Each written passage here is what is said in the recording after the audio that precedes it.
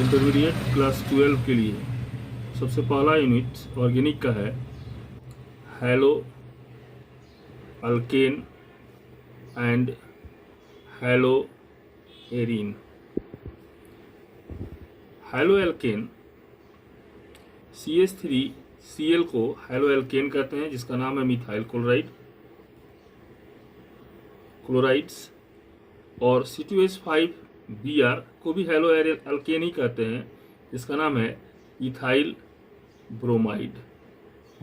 इसे हम IPC name कहते हैं क्लोरोमीथेन, और इसका IPC नेम हो गया ब्रोमोइथेन।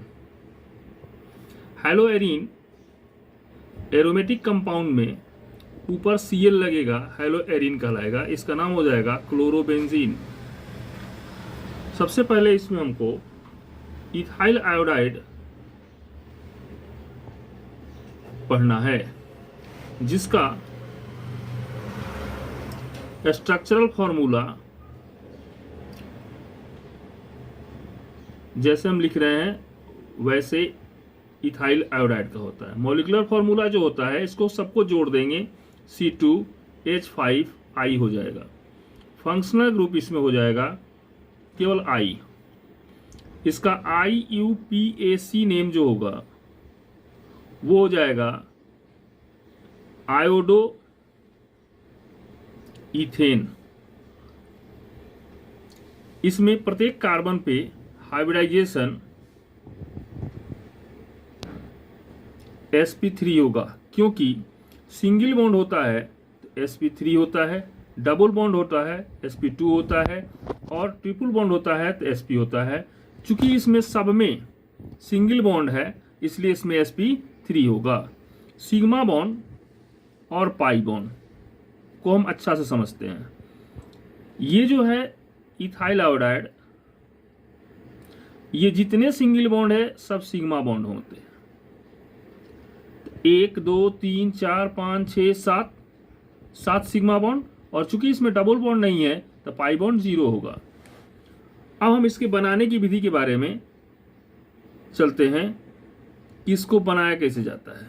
फर्स्ट, सबसे पहला इथाइल क्लोराइड को लेकर C2H5Cl सोडियम आयोडाइड के साथ एसीटोन के उपस्थिति में प्रतिक्रिया कराते हैं। तो इसमें का जो Cl है, इसके Na को लेकर के NaCl दे देता है, और बाकी जो बचा C2H5I ये इथाइल आयोडाइड दे देगा। तो क्या लिए हम लोग? इथाइल क्लोराइड ले लिए, और इथाइल क्लोराइड को लेकर सोडियम आयोडाइड के साथ प्रतिक्रिया किए तो NaCl निकल गया, और NaCl के बाद जो बचा हमारा इथाइल आयोडाइड हो गया।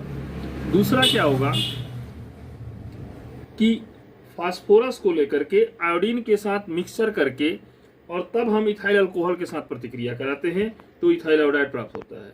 इसमें फास्फोरस लेते हैं, आयोडीन लेते हैं, इसका मिक्सचर तैयार होता है जिसे कहते हैं PI3, और ये जो PI3 है वो प्रतिक्रिया करता है C2H5OH से, तो देता है तुमको C2H5I, और निकलता है H3PO3, तो भी बनता है इथाइल आयोडाइड।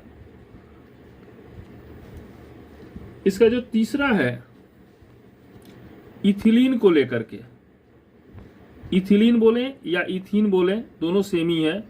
HI के साथ प्रतिक्रिया करता है तो CH2 सिंगल बॉन्ड में कन्वर्ट करता है, एक तरफ H और एक तरफ I सटता है, ये बनाता है इथाइल आयोडाइड। अब हम चले इसके प्रॉपर्टीज के बारे में।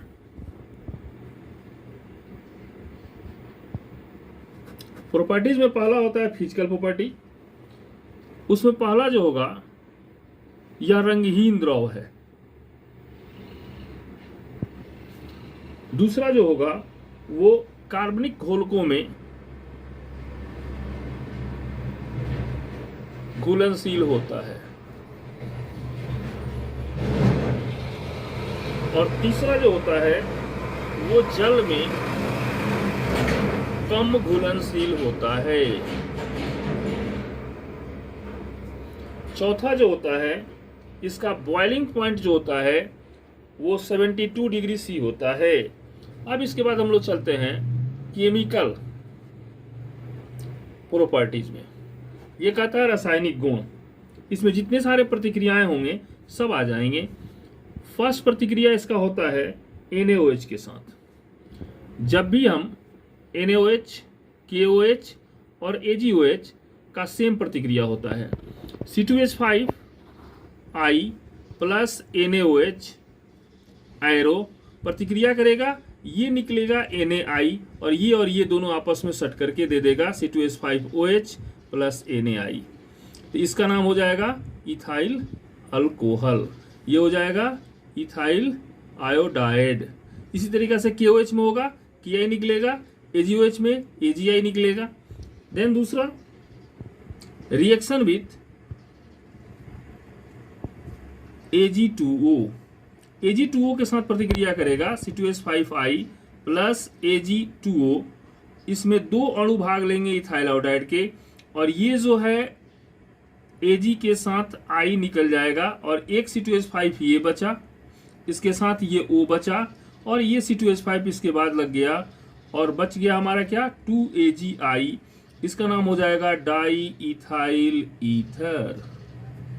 तीसरा रिएक्शन जो है सेम टू सेम Ag2O की तरह है, reaction with Na2S, C2H5I plus Na2S plus I C2H5 arrow, same to same reaction NaI के साथ सटेगा और C2H5 और S C2H5 प्लस 2NaI निकल जाएगा।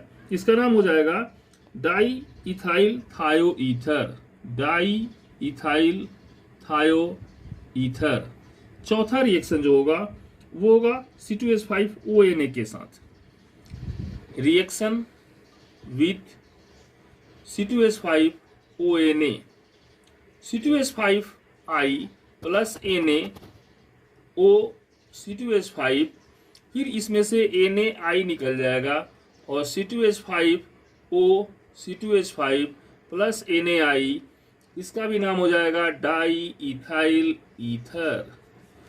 देन इसके बाद पांचवा जो रिएक्शन होगा वो होगा KSH के साथ, reaction with KSH, C2H5I KSH प्रतिक्रिया किया, Ki निकल जाएगा और C2H5SH प्लस Ki बचेगा। इसका नाम हो जाएगा इथाइल थायो अल्कोहल, इथाइल थायो अल्कोहल। छठा जो रिएक्शन होगा reaction with KCN AgCN NaCN, same प्रतिक्रिया होगा C2H5I प्लस KCN एरो, इसमें से भी Ki निकलेगा और C2H5CN प्लस Ki निकल जाएगा। अगर AgCN होगा तो AgI निकलेगा, इसका नाम हो जाएगा इथाइल साइएनाइड। सातवां जो रिएक्शन होगा AgNO2 के साथ होगा, reaction with AgNO2, C2H5I plus AgNO2 arrow, AgI निकलेगा और C2H5NO2 हो जाएगा, AgI निकल जाएगा। इसका नाम हो जाएगा नाइट्रो इथेन। आठवां रिएक्शन जो होगा वो होगा तुमको यहाँ पे reaction with CH3COOAg silver acetate के साथ। तो C2H5I प्लस AgOOC इसमें भी सेम रिएक्शन ये हो जाएगा और C2H5OOC प्लस AgI ये हो जाएगा इथाइल एसीटेट। इसके बाद हम लोग चलेंगे रिएक्शन विथ CH3COONA जिसका नाम है sodium acetate, C2H5I plus NaOOCCH3, इसमें से भी ये निकलेगा और हो जाएगा C2H5